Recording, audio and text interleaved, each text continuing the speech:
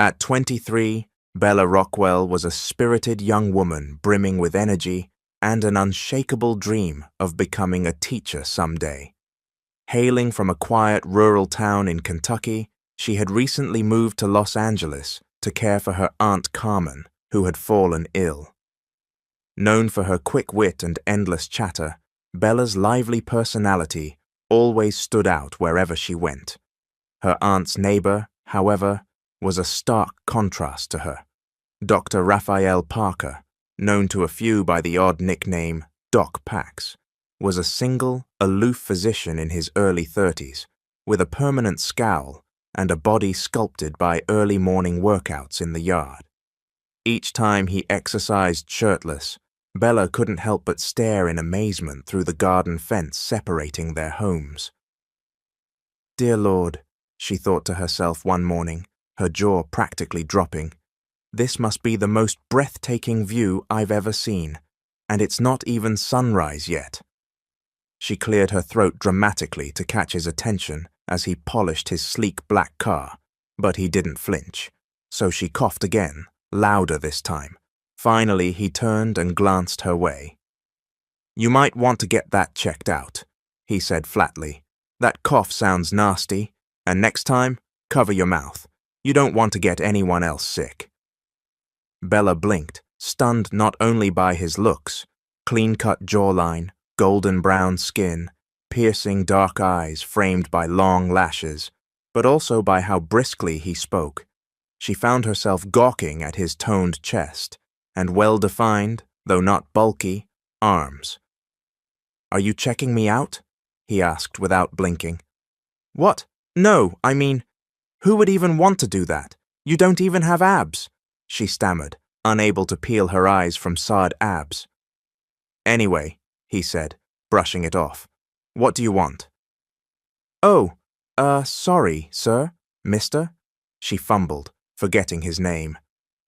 "I just wanted to ask you something." "Don't call me sir.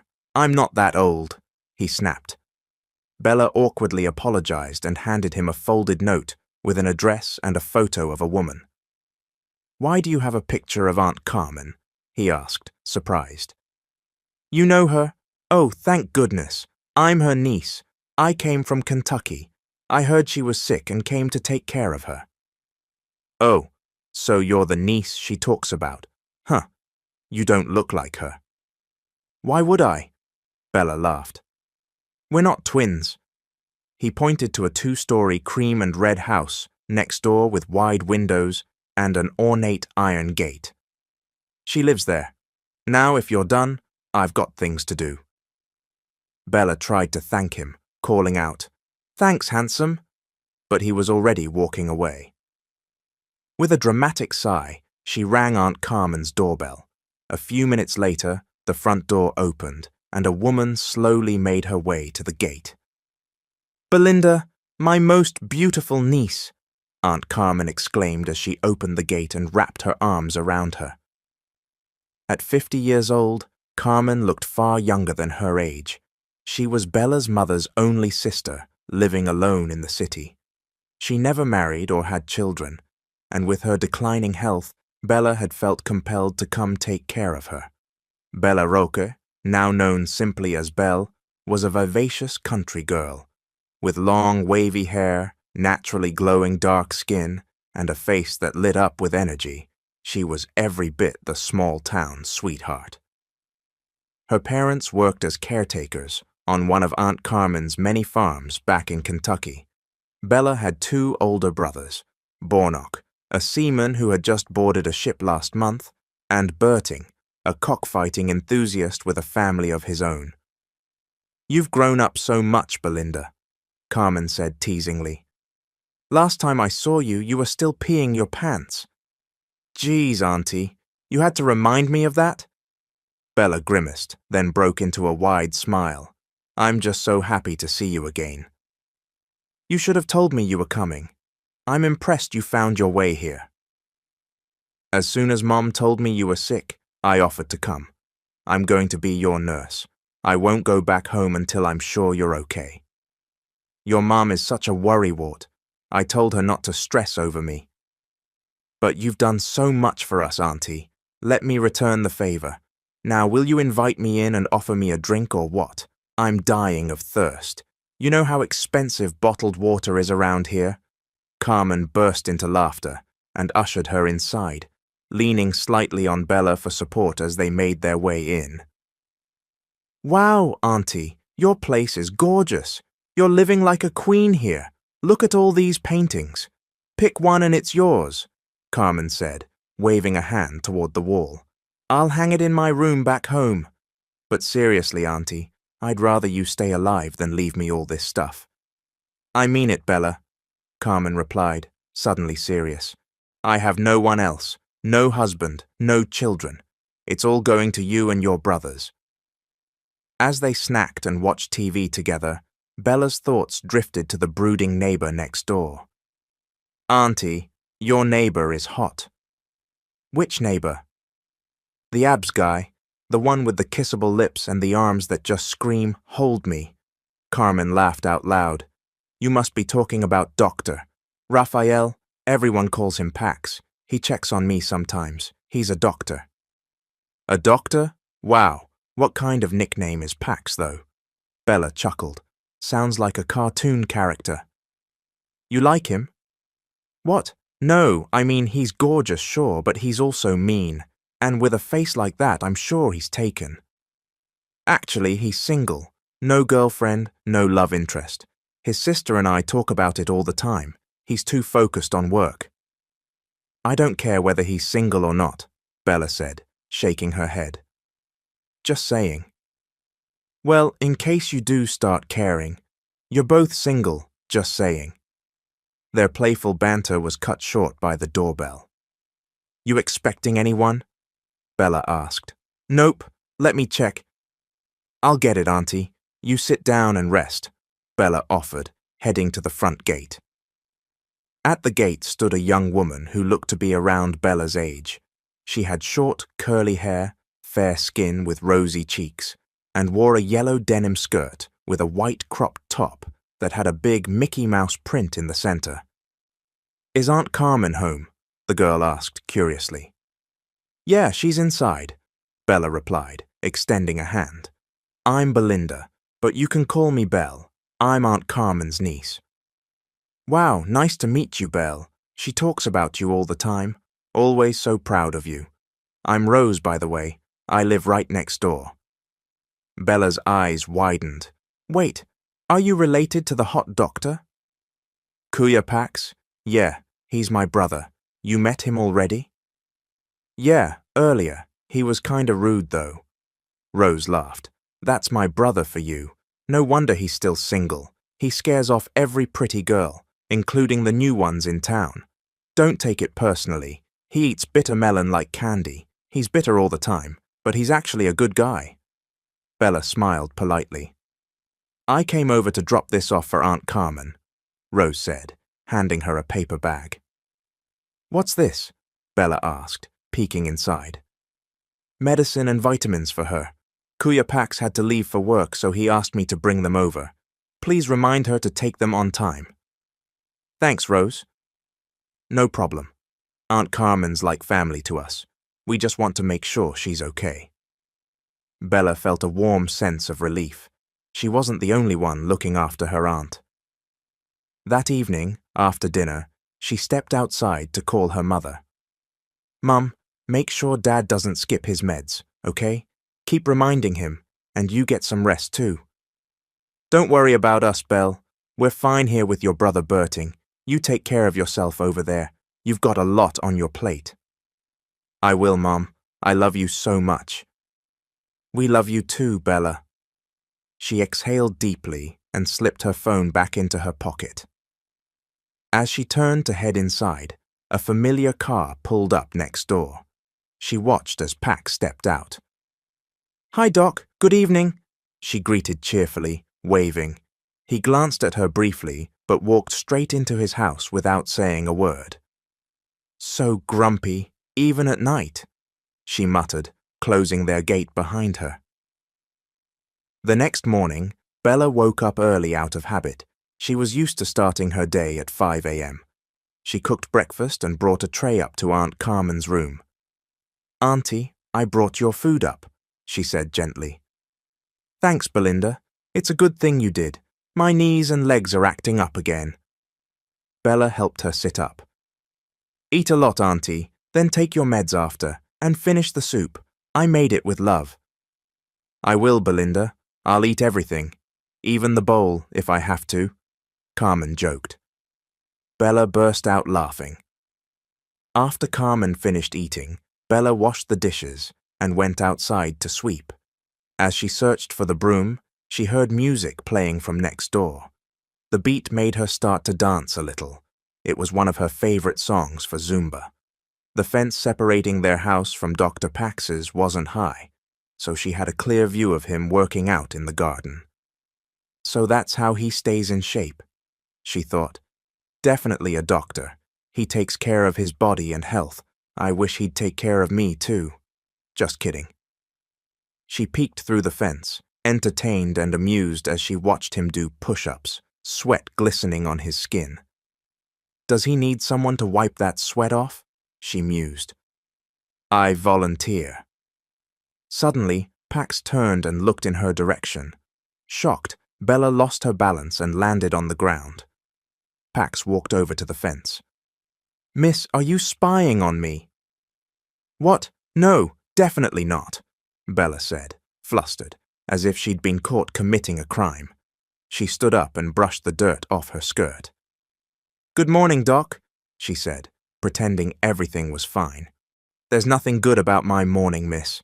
And why do you keep calling me that? I have a name. It's Belle, by the way. If you keep calling me miss, I'll really think you miss me." "Are you trying to be funny?" "Why would I miss you? We're not even close." Bella winced. "Just keep working out then, Doc. I'll mind my own business and sweep over here." He glared at her. "Why do you sound mad? I'm just sweeping." "Stop calling me Pax. Why not Doc Pax? That's your nickname, right? It's cute." "We're not close enough for you to call me that." "What should I call you then? Bro, sir?" "Just call me Raphael," he muttered. "But Pax sounds better." "Just stop talking to me," he snapped. "You're so grumpy. Don't you get tired of being angry all day? It's bad for your face. It'll age you." "Say Pax one more time and I'll kiss you," he said suddenly, leaning in close. Bella smiled mischievously. "Pax." He turned away. "Hey, you said you'd kiss me if I said it again. Where's my kiss, Doc? Don't back out now." Bella laughed heartily, thrilled by how fun it was to push his buttons. "Chickpea, you're being naughty again," Bella scolded as she looked up at her pet chicken perched on a tree branch. "Come down right now, Riri. You're not the same obedient chickpea I raised. 1, 2, don't wait for me to count to 3, or you'll end up in a stew pot." At her threat, the speckled black and white hen flapped her wings and came down, hopping into Bella's arms. "Good girl," Bella cooed, stroking its feathers. "Please don't poop anywhere weird. Aunt Carmen will kick you out of the house, and you don't want that, do you?" She talked to the chicken like it was a person. Chickpea had been with her for years. She'd raised it since it was a tiny chick, a gift from her high school crush, Michael. "Maybe I should put you in a diaper, huh? Do they even make diapers for chickens?" She paused, then laughed at herself. "Who am I talking to? You don't even talk back." "If that chicken starts talking, you better run," a voice suddenly said behind her. Bella jumped. It was Raphael, standing just outside the gate. "Doc Pax, I didn't know you were there," she stammered. "Why are you trying to get that chicken to speak?" "I was just joking around." "Well, if she does start talking, I'd be worried." "I thought you didn't want to talk to me. Now here you are, talking." "I was just checking on Aunt Carmen." "She's upstairs. Come on in, I'll show you." "No need. I know where her room is." "She moved rooms, Doc." He raised an eyebrow. "Just kidding." She laughed. "Go ahead and see her." As Raphael headed inside, Bella turned her attention back to Chickpea. "You're so fast, Chickpea. I could enter you in a race. If only there were chicken races around here. Maybe I'll take you to a derby. If you lose, I'll turn you into stew. Just kidding." Chickpea pecked her leg. "Ow, that was a joke." Another peck. Okay, no stew. Calm down or you'll end up fried." Chickpea pecked her again, harder this time. Bella yelped in pain and lost her balance. She nearly fell, but Raphael suddenly caught her arm. "Doc Pax!" He let go too quickly, and she still fell to the ground. "Why'd you let me go?" she complained. "Stop calling me Pax." "Fine, but first, give me $1,000,000. Just kidding. Want my bank info? I'll take 10 million. Raphael looked down and noticed blood on her leg. "You're bleeding." "I have blood, Doc. I'm human." "No, I mean, you're actually bleeding." He pulled her inside the house to grab the first aid kit. "There's blood, Doc. There's blood," she said, panicked. "Calm down. I'll treat it." "I'm scared. I'm terrified of blood." Her breathing grew heavy. Seconds later, she fainted. An hour passed before Bella regained consciousness. As soon as she opened her eyes, Raphael's face was the first thing she saw. "Doc Pax, what happened? Why are you here?" "You fainted. You said you were afraid of blood. You passed out when you saw it." He helped her sit up on the couch. She glanced at her leg, now neatly bandaged. "What happened to my leg?" "Your chicken pecked you hard. You were bleeding more than you realized. It's a small wound, but you already treated it. Thank you, Doc. That was really kind of you. I was just doing my job." "Still, thanks. You're always annoyed by me, but you still helped. Does this mean we're friends now, Doc?" "I said I was doing my job. As a doctor. I heal people. But why don't you want to be friends with me? I'm nice. I'm hardworking. I can clean, cook, do laundry. Honestly, I'd even qualify as your wife. I don't need friends, and I'm definitely not looking for a wife." Bella pouted. "Can I ask you something?" "Go ahead. Why are you afraid of blood?" "You're nosy, Doc. I thought you said you'd answer anything." Fine. I'm just kidding. Don't get grumpy again." She sighed. "I don't know why I'm scared of blood. I just am. Even my own period freaks me out. Sometimes when I go to change my pad, I faint. I've learned to close my eyes while doing it. I was 13 when I first got it. The moment I saw blood in my underwear, I passed out. Good thing I didn't hit my head, or there would have been more blood." Raphael paled. "I also don't eat ketchup. It looks too much like blood. I can't watch action movies either. Even if the blood is fake, I still pass out. I won't even touch blood stew." Bella paused and noticed Raphael's face. "Doc, are you okay?" "You have no filter," he muttered. "Well, I'm not a car. I don't need a filter. Is something wrong with what I said?" "Number, I just didn't expect you to talk about your period." "What's so surprising about that? It smells bad, sure, but it's normal." Raphael cleared his throat, stood up, and quickly headed for the door. "Doc, wait. Where are you going?" "I've got work to do." "Want to stay for dinner? Reg'lar, bread, I mean." But he didn't respond, or even look back. The next day, Bella once again saw Pax exercising outside. Like before, he was shirtless, showing off his well-defined abs. She approached the fence to sneak a peek, smiling to herself as she admired his sweaty body. "Geez, Doc, that body belongs on a magazine cover," she whispered. "Hey, you again?" Pax suddenly shouted. Startled, Bella's eyes widened, and she bolted back inside her aunt's house, almost tripping in her rush. Her heart pounded wildly. It was Sunday. Bella got dressed early to accompany Aunt Carmen to church. Carmen hadn't been able to attend in weeks due to her health, but now that she was feeling better, she was eager to go. "Dresses suit you so well, Belinda. You look lovely, so clean and bright," Carmen said. "So, I look dirty before I put it on? Bella teased. Come on now, we're riding with Doc Raphael and Rose, remember? We are? Why? They're giving us a ride. You don't drive, so we're using their car. They stepped out of the house to find Pax and Rose waiting by the gate next to their car. Hi, Belle, Rose greeted brightly. Hi, Doc Pax, Bella added, grinning. Rose pouted. I greeted you first, but you only said hi to my brother. Bella laughed and put her arm around her. Sorry, Rose. Hi to you too. Pax, as usual, kept his distance from Bella, but he was gentle as he and Rose helped Carmen into the car. Belinda, sit next to Doc Raphael, Carmen instructed. Bella and Pax exchanged glances. He scratched his head, but didn't protest. With a deep breath, Bella climbed into the front passenger seat. Carmen and Rose were busy chatting in the back. Bella sat silently beside Pax, unsure what to say. Won't you burn up? Pax suddenly asked. What? Nothing, he muttered. Wait, did you just ask if I'd burn?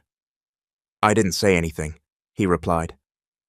Did you mean if I'd burn walking into a church? Bella asked. Exactly. Well, I won't. I'm a good person. If anything, you're the one who should worry. Pax glared at her. You're mad again. Come on, Doc. You're good-looking, but you don't smile. Did you know guys are more attractive when they smile? Why don't you smile more often? I have no reason to smile. You don't need one.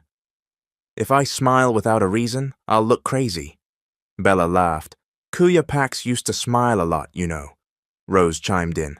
But after his girlfriend dumped him, he turned sour. Doesn't laugh, doesn't smile. Rose, don't share everything, Pax snapped. Is that what love does? Bella asked. Breaks people? So what if she left? Did she take your smile with her? You should smile anyway. Show you're okay without her. She added, when my high school crush didn't like me back, I was still smiling. Yeah, it hurt, but I moved on. It's different. That was just a crush. Still love, though. Just a different kind. You haven't moved on, have you? Pax's grip on the steering wheel tightened. I don't expect to be with her again. Then why are you still stuck? Who said I haven't moved on? Okay, break it up, you two, Rose interrupted, laughing. Carmen remained quiet, gazing out the window. After a while, they reached the church. The place was almost full, and the only open seats were scattered. Carmen and Rose sat together, leaving Bella and Pax to sit side by side once again. Tita, I'll sit next to you, Rose said, then turned to her brother. Kuya, you and Belle sit together. No fighting. Bella scratched her head, but followed Pax to an empty pew. It's been a while since I went to church. Feels good, though. Like I'm the best person in the world, she whispered, smiling as the priest walked in. Wow, even Father is handsome. Pax glared at her. Did you come here for God or the good-looking priest? What? I'm allowed to admire. I'm still here for the Lord. You mad because someone's better looking than you? I should be the only good-looking guy in your life. What? Forget I said anything, he muttered, looking away. Bella blinked in confusion. During the sermon, Bella kept glancing at Pax. He had his eyes closed for so long that she finally nudged him. Hey, are you sleeping? That's not allowed. He opened his eyes, clearly annoyed. I wasn't sleeping. Then what? I was praying. Really? You don't look like the praying type. What were you praying for? Why would I tell you? We're close now, Bella teased, scooting closer. He shifted away. You really want to know? She nodded eagerly. I was praying for you, Bella. For me? Why? I asked God to make you stop being so annoying. Bella gasped. Wow, you really dragged God into this? Well, I'm just going to keep annoying you now. Can you two quiet down?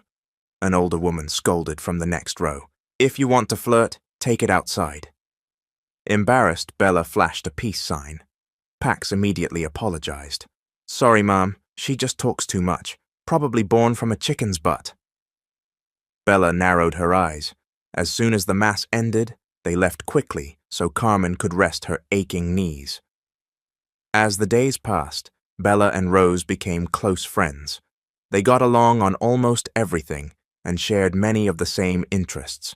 Both loved cooking and, surprisingly, enjoyed watching action movies, a genre not many girls their age watched.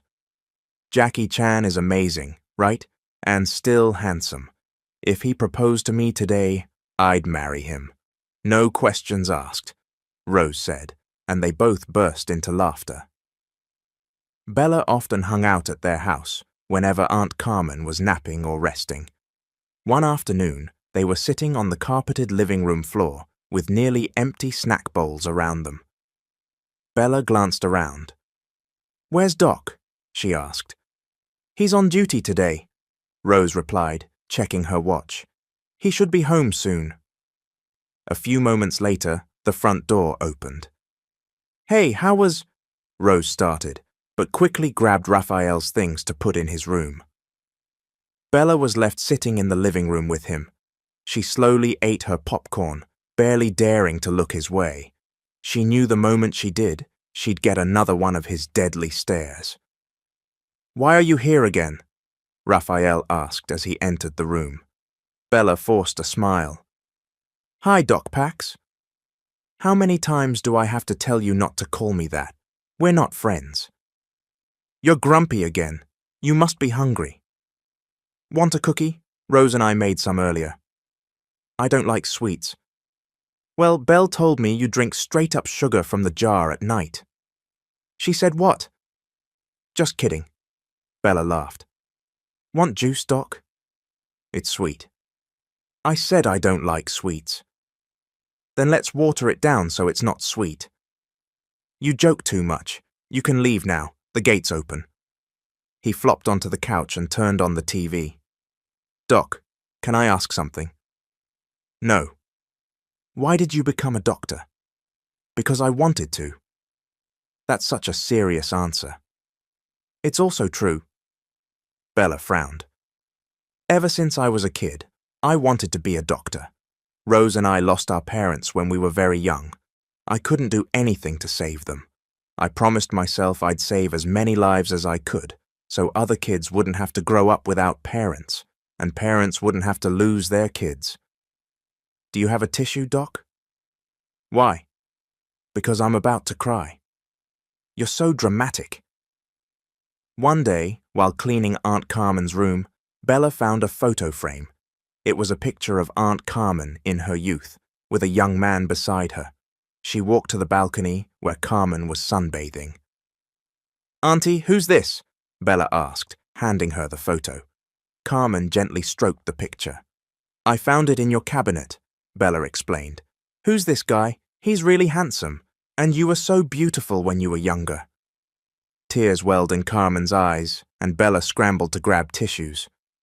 I'm sorry, Auntie. I didn't mean to upset you. Please don't cry. This man, he was the love of my life. Where is he now? Why didn't you end up together? He's the father of Rose and Raphael. Bella gasped. Wait, are you their mother? That means you're... Carmen laughed loudly. Of course not. We don't even look alike. He's not my child. Then why are you in this picture with him? Were you two together? We almost were, Carmen said, her voice softening. That man was Ramil, Carmen continued. We were childhood friends. We grew up together in the countryside, always together, always helping each other. We brought so much joy to each other's lives, but he never knew I had feelings for him. When we started college, I planned to tell him, but then I found out he already had a girlfriend. And that girlfriend was Doc Raphael's mother? Bella asked. Yes, her name was Mabel. It was obvious how much they loved each other. It hurt, but I kept my feelings hidden. Later on, Ramil and Mabel broke up, even before graduating high school. I know it's wrong, but I was secretly happy. I thought maybe I'd finally have a chance. Ramil started showing interest in me. He even courted me. But then Mabel came back into the picture, didn't she? Yes, she told him she was pregnant and Ramil was the father. As a friend, I stepped aside. I turned Ramil down and let them be together. They got married and had 2 beautiful kids. Even after all these years, I've never forgotten him. That's why I moved to Los Angeles. Ramil and Mabel lived here. I later found out they both passed away in an accident, she said, her voice trembling. I made a promise to Ramil at his grave. I would never abandon his children. That's why I bought the house next to theirs. I wanted to be near them, let them know I was here if they ever needed me. I wanted to be like a mother to them. Bella's eyes softened. That's why Rose and Doc Pax are so close to you. They can feel how much you care. I loved Ramil, truly, but we weren't meant to be. I never married because I never stopped loving him. No one could ever take his place. Bella sighed. That's real love, Auntie, pure and unconditional. You never even moved on. You're calling me fragile now? No, just romantic. Carmen smiled. But don't be afraid of love, Belinda. I am, Auntie. What if I fall in love and get rejected? What if he chooses someone else and I end up pregnant? Don't think like that. Just because it happened to me doesn't mean it'll happen to you. Haven't you had feelings for someone else? Bella hesitated. Don't you have a crush on a certain neighbor? Who? I don't know anyone else around here except for Doc Pax. Exactly, Carmen teased. You like him, don't you? I think you'd make a great couple. You, Auntie, that's gross. What's gross? He's handsome, single, and a doctor. Any girl would be lucky. I hope it's you, Belinda. Maybe the 2 of you can continue the love story that Ramil and I never got to finish. He'd never like me back. If I can't stand him, he definitely can't stand me. Besides, I like someone else. Who? Michael. Michael, the guard at the subdivision? No, not the guard. Michael was my high school crush, the one who gave me chickpea. Oh, the chicken guy. Bella smiled. Yeah. You should forget him. Isn't he living overseas now? I'm sure he has a girlfriend by now. Doc Pax is right here and we know he's single, Carmen pointed out. Auntie, you're rambling because you're hungry. Let me go get your breakfast. Bella left the room to prepare food. That morning, she paced around inside and outside the house, looking for Chickpea. Chickpea, where are you? This isn't hide and seek. 1, 2. If you don't show yourself, I'll turn you into soup. Belinda, you've been shouting for ages, Carmen called down from the 2nd floor, holding onto the railing. What's going on? Chickpea's missing. I've been looking everywhere. She's probably hiding in a corner somewhere. Give it time. She'll come out. Bella let out a heavy sigh. Chickpea wasn't just a pet. She was a memory, a symbol of young love.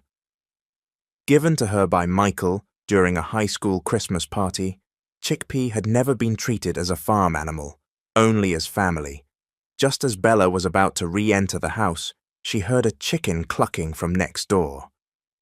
That sounds like a chicken, she whispered, but they don't have chickens. That's Chickpea, she gasped. Panicked, she climbed over the fence and fell to the ground. Chickpea, wait for Mommy, she said, scrambling toward the house. Peeking through the window, she saw Raphael inside, holding a chicken, with adobo ingredients laid out on the table.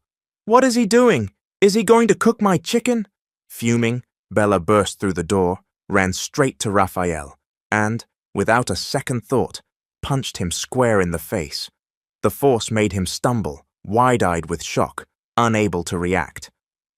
I know I annoy you, but don't take it out on my baby, she shouted.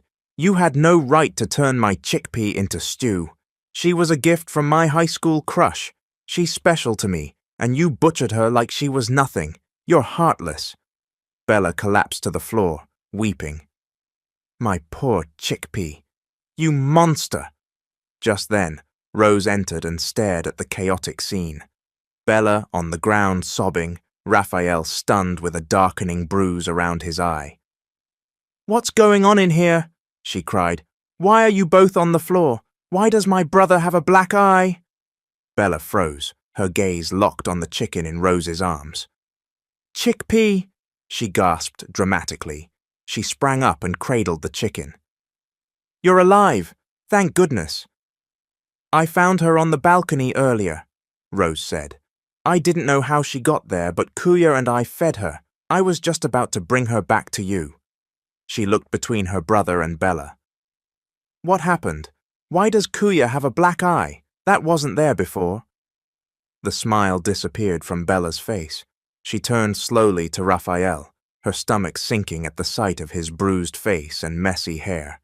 Regret washed over her. "Doc, Pax, I'm sorry."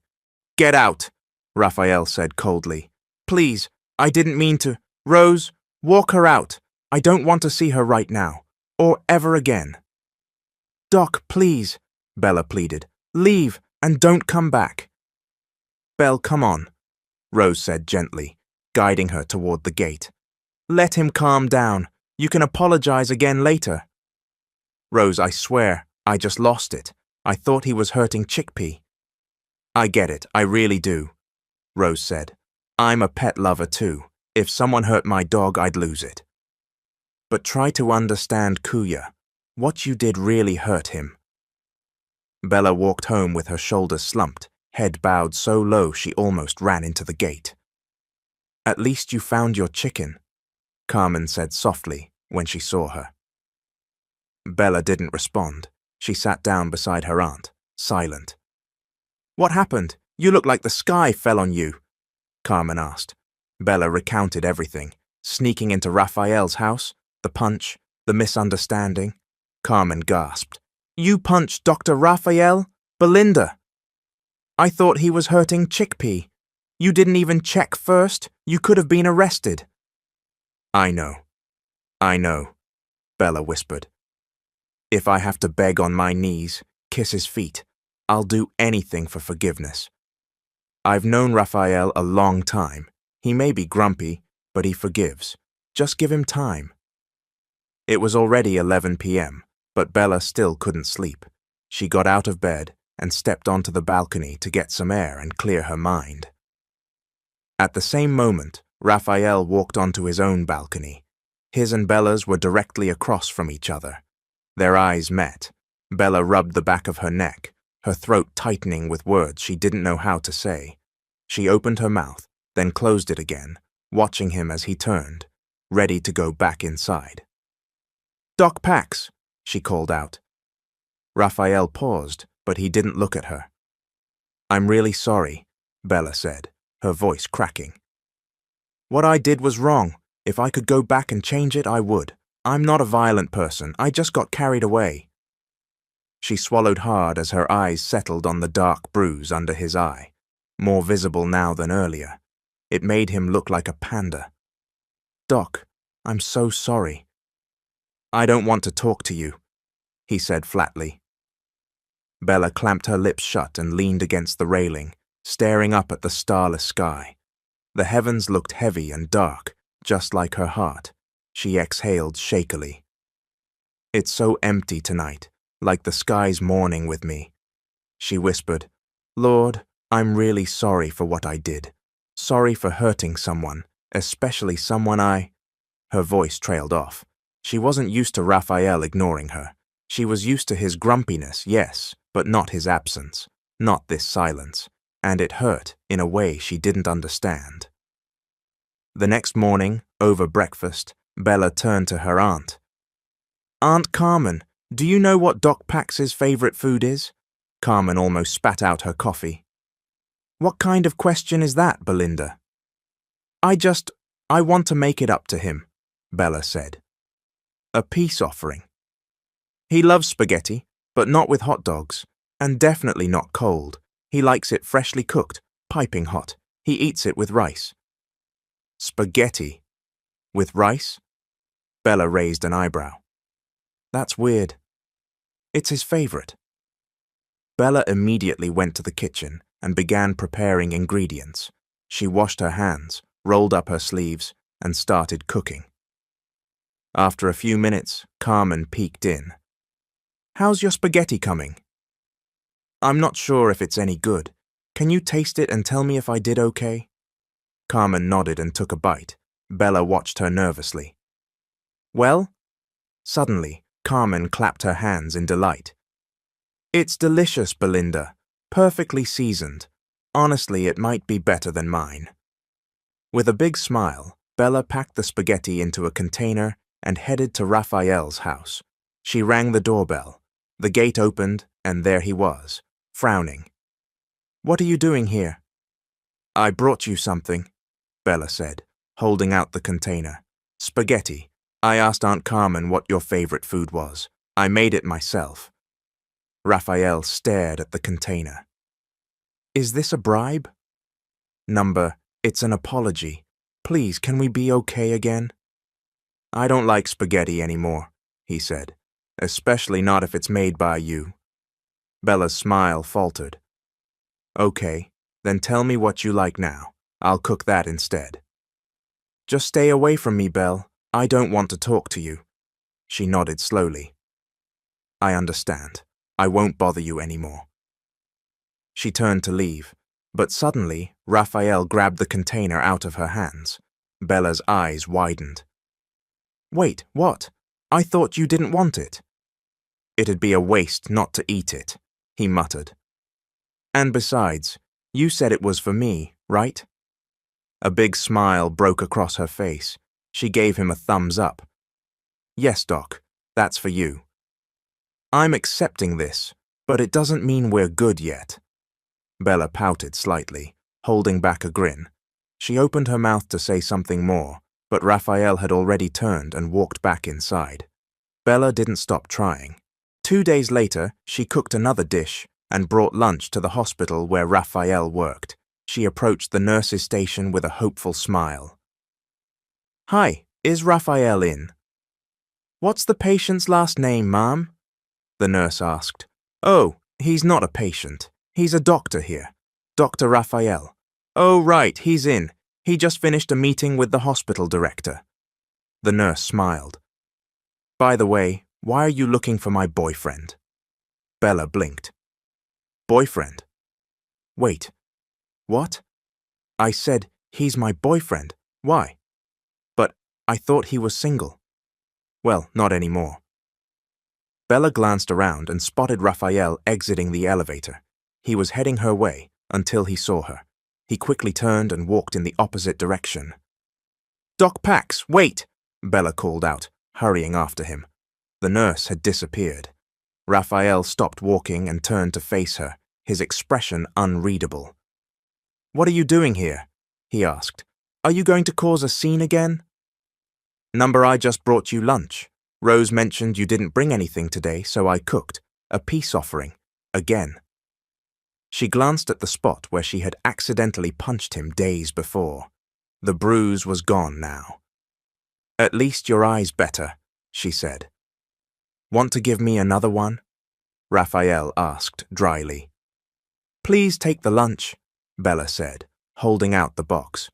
"I promise you won't regret it. It's my grandma's recipe. I spent months learning it." Raphael sighed, then took the lunchbox from her. "Doc, can I ask something?" "No." "I heard someone say she's your girlfriend." His eyes narrowed. "Who said that?" "One of the nurses downstairs." "I don't date co-workers, and I definitely don't have a girlfriend, Bella." "But she said, 'Don't believe everything people say. Believe me, I'm telling you the truth.'" Bella hesitated. "Then, do you like someone else?" Raphael looked her in the eye. "Yes, there's someone I want to be my girlfriend." Bella bit her lip. "Who?"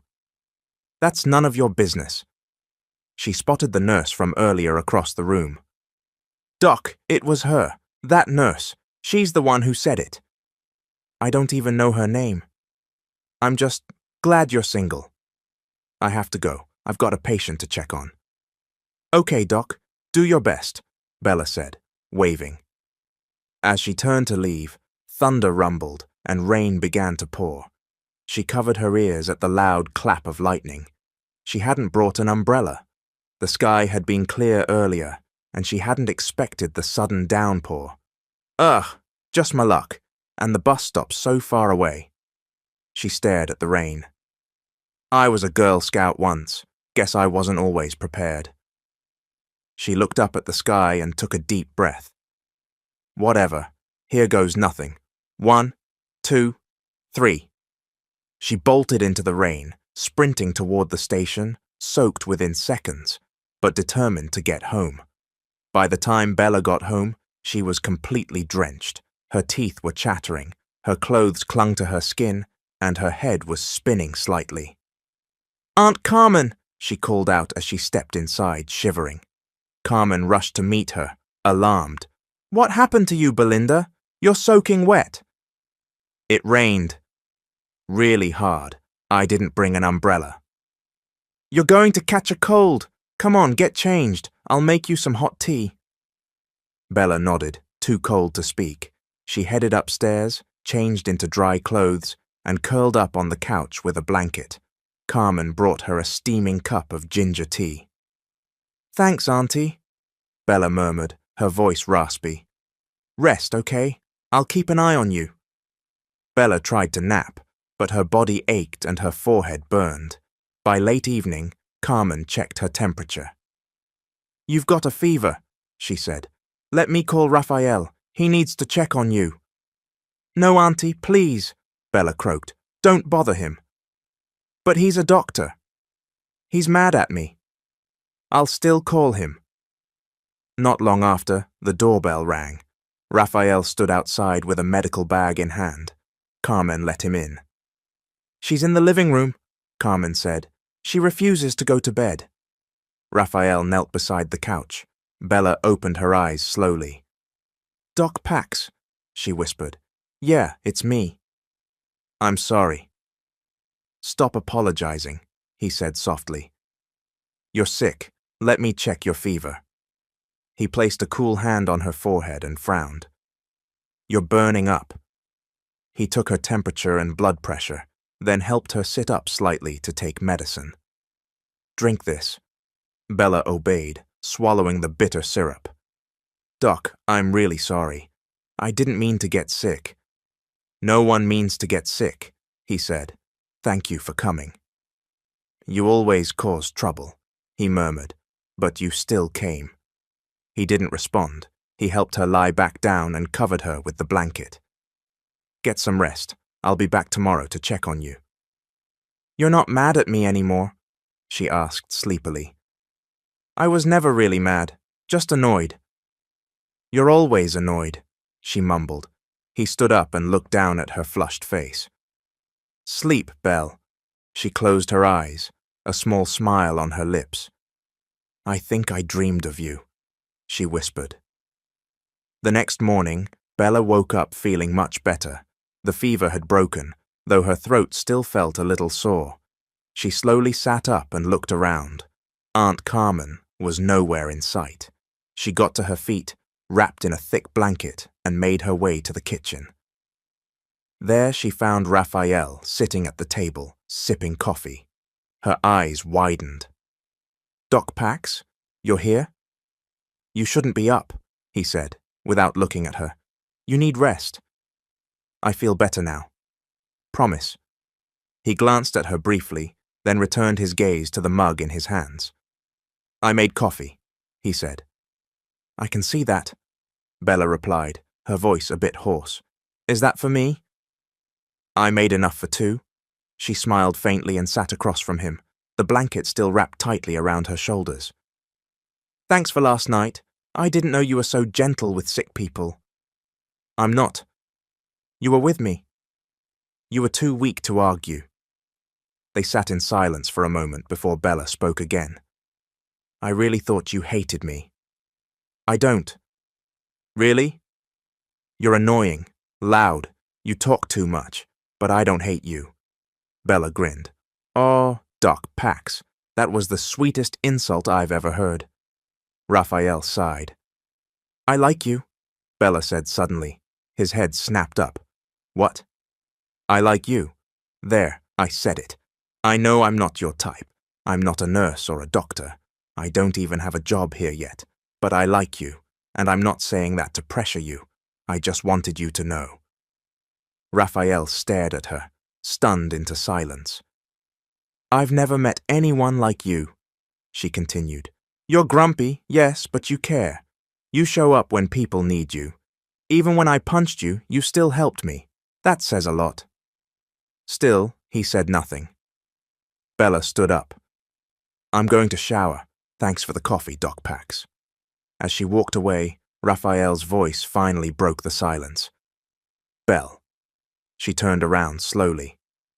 I don't hate you, he repeated, his voice low. And I never did. Their eyes met. Bella smiled, just a little, and nodded before disappearing into the hallway. That night, Bella couldn't sleep. She tossed and turned, staring at the ceiling, her mind racing with thoughts of Raphael. Every time she closed her eyes, she saw his face, calm, quiet, unreadable. At around midnight, she got up and went out onto the balcony again, hugging herself against the cold. The street below was silent, save for the occasional rustle of the wind. She wasn't expecting him to be there, but he was. Raphael stepped onto his own balcony, phone in hand, probably checking messages. They locked eyes. Bella blinked, unsure what to say. He glanced away, then looked at her again. You can't sleep? She shook her head. You? Same. Silence. I've been thinking, Bella said softly, leaning on the railing. About what? About how we started. You always hated me. I told you, I never hated you. Then why were you always so grumpy? Raphael gave a small shrug. Habit. I thought maybe I wasn't good enough to be your friend.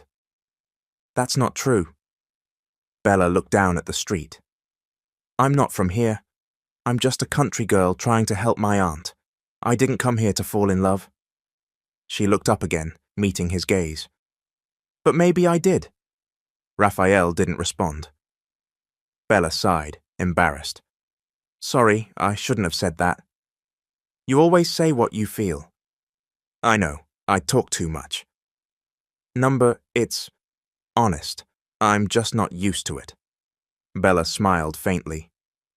You should sleep, he said. You're still recovering. You too, Doc. They stayed like that a little longer, just watching each other in the moonlight. Eventually, Raphael turned to go back inside. Before disappearing behind the curtains, he said one thing. Good night, Belle. A week passed. Bella stood outside a small community clinic, holding a folder with her resume and application. She had made up her mind. She couldn't just stay at home forever. It was time to find work. Inside, the receptionist smiled warmly. Hi, I'm here to apply for the admin assistant position, Bella said, her voice steady. Of course. Please fill out this form and submit your resume, the receptionist replied.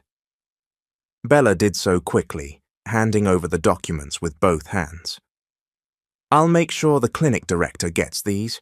We'll call you in a few days if you're shortlisted, the woman assured her. Bella thanked her and stepped out into the afternoon sun. As she turned to leave, she nearly bumped into someone. Doc Pax. Raphael blinked in surprise. Belle, what are you doing here? I applied for a job. Here, admin assistant. You're working now? I'm trying to. I need to do something with my time. He stared at her for a second longer than necessary. Well, good luck, he said finally. Thanks. What about you? Are you on duty here? I'm helping with a free consultation program today. They're short-staffed. Of course you are, Bella said, smiling. Always helping. Raphael looked away. You feeling better now? Much better. They stood quietly for a moment, people walking past them, entering and exiting the clinic. I should go, Bella said. Don't want to get in your way. Belle. She turned back. I'm free later, if you want coffee. Bella blinked. Did you just ask me out? It's not a date, Raphael said quickly. Just coffee. With a guy I like. He narrowed his eyes. Do you want to, or not? She grinned. Of course I do, but only if it's your treat. He shook his head but didn't argue. I'll pick you up at 5. At exactly 5 p.m., Raphael's car pulled up outside Aunt Carmen's house. Bella stood waiting by the gate, wearing a pale blue dress and her hair tied in a loose bun. You're on time, she said, as she got in. I said 5 o'clock, Raphael replied, eyes on the road. You look nice today, she offered. I always look nice. Bella chuckled. Cocky much. They drove in silence for a few minutes until Raphael turned into a small cafe tucked between a bookstore and a flower shop. It had soft lighting, wooden interiors, and the comforting aroma of roasted beans. This place is cute, Bella said as they walked in. They found a table by the window. Raphael ordered black coffee. Bella asked for caramel macchiato and a slice of cheesecake. I knew you'd go for something sweet, Raphael muttered. I like balance. You're bitter, I'm sweet. We make sense, she teased. He didn't respond immediately. Then, do we? Bella blinked. What do you mean? You like me? Yes. And I'm still trying to figure out how I feel. Bella's smile faltered. You're honest.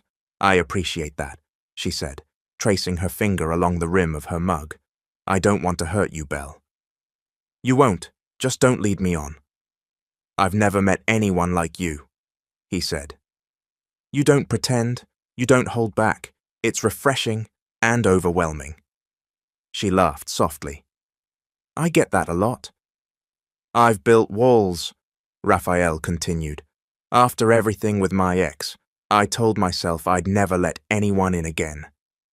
Bella's eyes softened. What happened? She left because I was too focused on work. She said I didn't make her feel important. Truth is, I didn't know how. And now? I don't know. I still don't know how. You don't have to be perfect, Bella said. You just have to try. They sat in silence, sipping their drinks, the buzz of quiet conversations filling the air around them. I'm scared too, she admitted. Of falling too fast, of expecting too much. But you still try, he said. I do. Raphael leaned back in his chair. Maybe we could start with coffee. Bella tilted her head. You mean like this? Like this. And then maybe lunch. And then see where it goes. She grinned. Deal. Outside, the sky turned golden with the sunset. Inside, something fragile began to settle. Something unnamed, but growing. The following afternoon, heavy clouds loomed over the neighborhood, casting long shadows across the pavement. Bella stood in the yard, securing the clothesline as the wind began to pick up. You better not rain yet, she warned the sky, or I'll cry. Just as she clipped the last piece of laundry, fat droplets began to fall. She rushed to unclip everything and dashed inside, soaked by the sudden downpour. A loud knock on the gate startled her. Who in their right mind would visit during a storm? She muttered as she peeked out the window. It was Raphael. She hurried to the gate and opened it. He was standing there with an umbrella, only slightly wet. What are you doing here? She asked. You didn't bring the laundry in fast enough, he said flatly. I saw you running like a lunatic. I came to help. Bella blushed. You saw that? Unfortunately. Thanks, but I got it all. He looked at her, eyes scanning her damp hair and rain-speckled face. Come inside, you're wet, she said, stepping aside.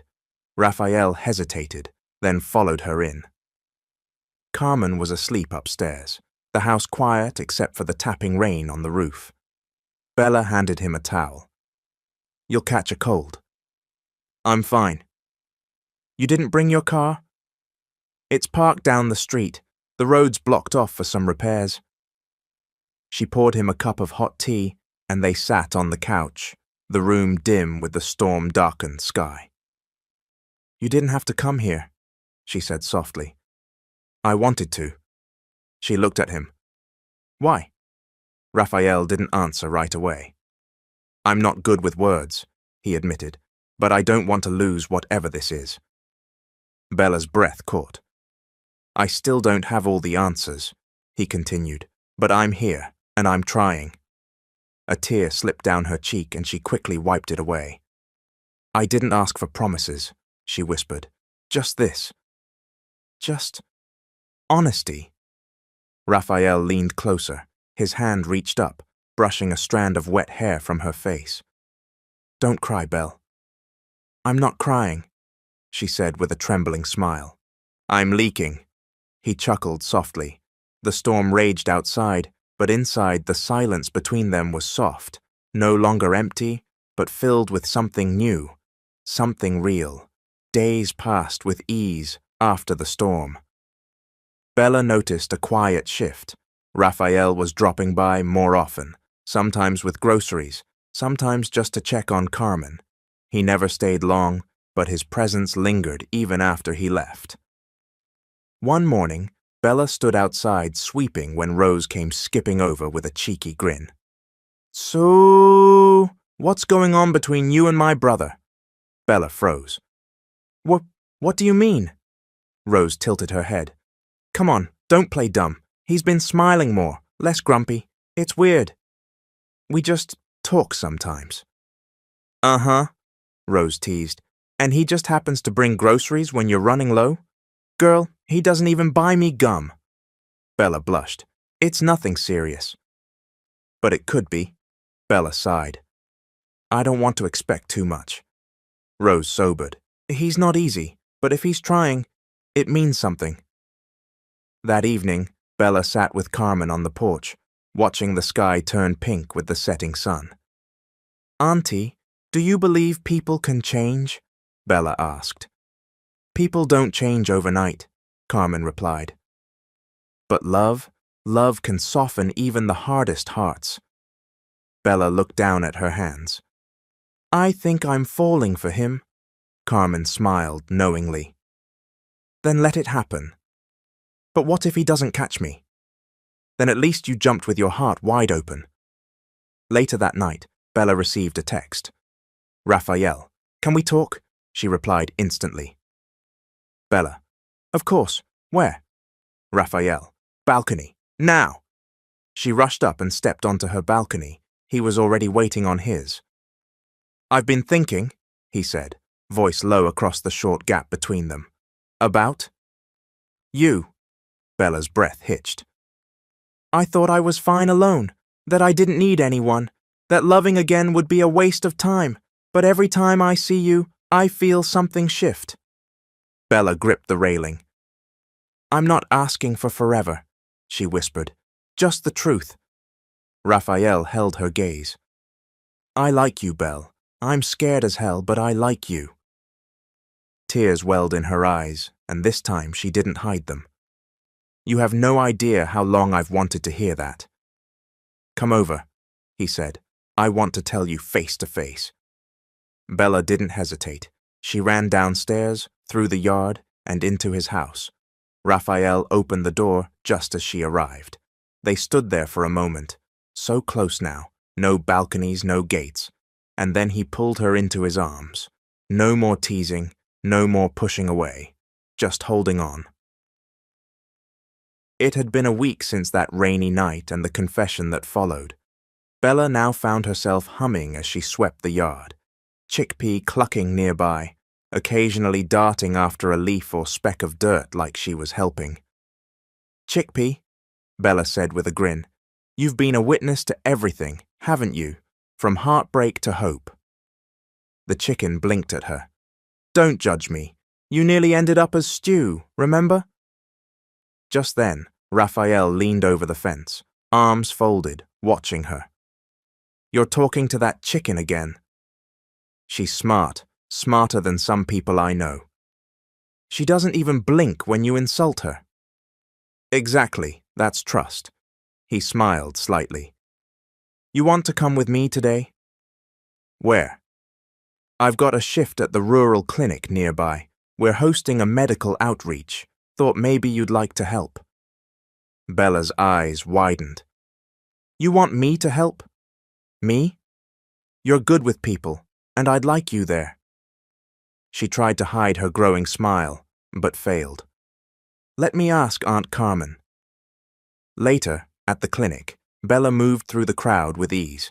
She managed the queue, chatted with children, calmed nervous patients, and handed out vitamins with a bright, genuine smile. Raphael kept sneaking glances at her between consultations. She's good, one nurse whispered to him. You're lucky. He didn't reply, but inside he knew it was true. When the day wound down, Bella sat under a tree, exhausted but happy. Raphael handed her a bottle of water and sat beside her. You're amazing with people, he said. Really? You're not just saying that? I don't just say things. Bella leaned back against the tree. This was a good day. Raphael looked at her. You make things lighter. She turned to him, their eyes locking. You've changed, Doc, she whispered. Not completely, but enough. You did that, he replied. She rested her head on his shoulder. He let her. For a while, they sat there in the golden hush of afternoon, the world slowing around them, and for the first time in a long time, both of them felt like they were exactly where they were meant to be.